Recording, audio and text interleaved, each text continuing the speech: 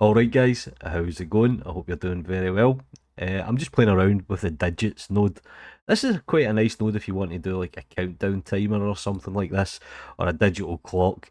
It's a very simple node in all honesty. Shift A, search for digits, drop it down, and generally what I'll do is I'll put it into the albedo.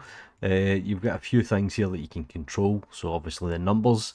These can be keyframed or they can be driven by a driver, so you can have one every second or whatever frame. I wonder if you could actually put that in a frame. That'd be cool. Anyway, obviously you have control over the digits. That's like my bank account. Or if we put the decimal places up, it's more like, yeah, it's more like that. 0.09 pence. Anyway, you can change the background colour, obviously.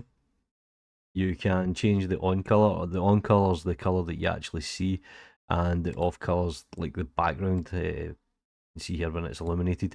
Generally, what I'll do is I'll throw in an emission. You can put the emission right up, and you can get this kind of nice glowing effect as well. And that really is the digits. Obviously, you can do a projection, and obviously you can do like a transformation, so you can scale this right down if you really wanted to. Kind of reminds me of Knight Rider. Anyway, that's a digits node. It's really easy to use. Do me a favour, guys. Take care.